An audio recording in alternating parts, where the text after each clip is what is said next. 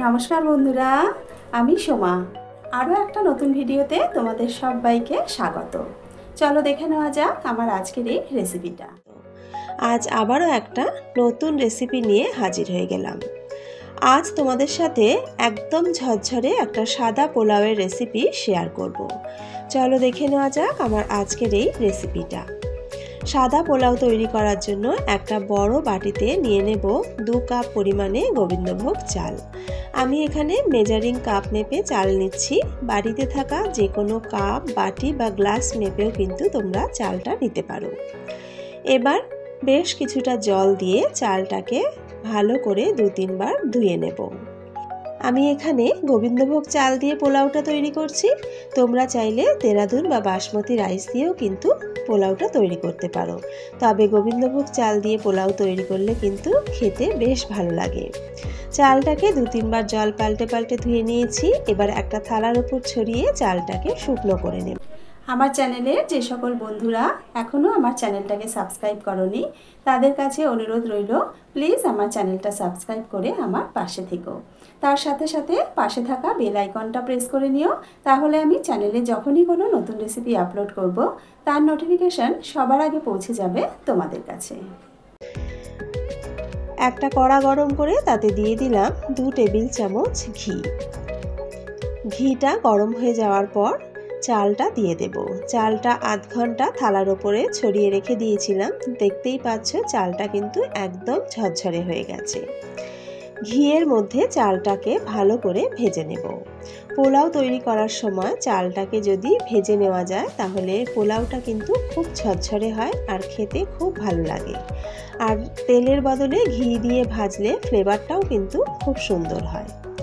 চালটাকে 2-3 মিনিট মতো নাড়াচাড়া করে ভেজে নিয়েছি। দেখতেই পাচ্ছ চালের কালারটা কিন্তু একদম চেঞ্জ হয়ে গেছে। এবার এর মধ্যে জল দিয়ে দেব।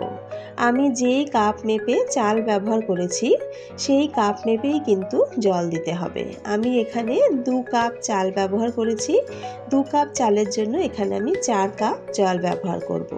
তোমরা যে পাত্র মেপে চাল দেবে সেই পাত্রেরই কিন্তু ডাবল জল ব্যবহার করবে। জলটা দিয়ে একবার ভালো করে নাড়াচাড়া করে মিশিয়ে নেব। এবার এর মধ্যে আরও কিছু মশলা দিয়ে নেব। দিয়ে দিলাম 2টো তেজপাতা, 4-5টা ছোট এলাচ, মুখগুলো একটু ফাটিয়ে দিয়ে দিলাম। 4-5টা লবঙ্গ দিয়ে দিলাম। দিয়ে দেব 4-5 টুকরো দারচিনি, সামান্য একটু জয়িত্রী একটু ভেঙে দিয়ে দিলাম। এবার দিয়ে দিলাম 1 মুঠো কাজু বাদাম আর 1 মুঠো কিশমিশ। দিয়ে দেব স্বাদ মতো নুন। এবার আবারও একবার ভালো করে নাড়াচাড়া করে মিশিয়ে নেব। এবার পুরো জলটা ফুটে ওঠা পর্যন্ত অপেক্ষা করব। জল ফুটে উঠলে মিডিয়াম আঁচে চাপা দিয়ে 5 মিনিট রান্না করে নেব। 5 মিনিট পর চাপাটা তুলে একবার ভালো করে নাড়াচাড়া করে দিলাম। তবে জল ফুটে ওঠার আগে কিন্তু চাপা দিয়ে রান্না করলে পোলাওটা কিন্তু প্যাচপ্যাচে হয়ে যেতে পারে, সেক্ষেত্রে কিন্তু পোলাওটা ঝরঝরে হবে না। এবার এর মধ্যে দিয়ে দিলাম স্বাদ মতন চিনি, 1/2 চা চামচ গরম মশলার গুঁড়ো, একটা জায়ফল নিয়ে নিয়েছি। একটা গ্রেটার দিয়ে খুব সামান্য একটু গায়ে জায়ফল গ্রেট করে দেব। জায়ফল বেশি হলে কিন্তু পোলাওটা খেতে তেতো লাগবে। দেখতেই পাচ্ছ কতটুকু পরিমাণে জায়ফল গুঁড়ো করে দিয়েছি।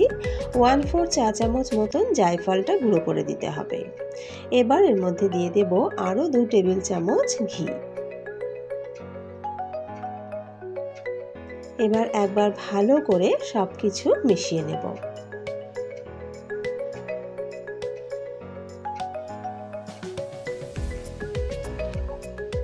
সমস্ত কিছু খুব ভালো করে নাড়াচাড়া করে মিশিয়ে নিয়েছি।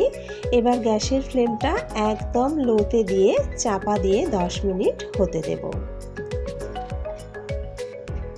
ওপরে যে ছিদ্রটা আছে সেই ছিদ্রটাও একটা লবঙ্গ দিয়ে বন্ধ করে দিলাম যাতে ভাপটা না বেরিয়ে যায়।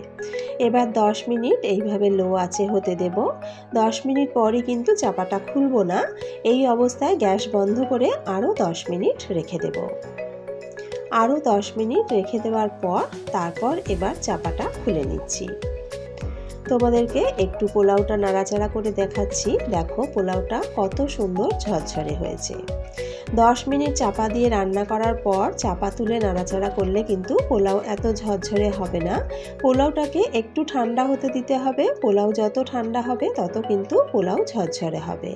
আর সঠিক পরিমাণ চালের জন্য সঠিক পরিমাণ জল ব্যবহার করলে তবেই কিন্তু পোলাও এরকম ঝরঝরে হবে। তৈরি হয়ে গেল একদম ঝরঝরে সাদা পোলাও।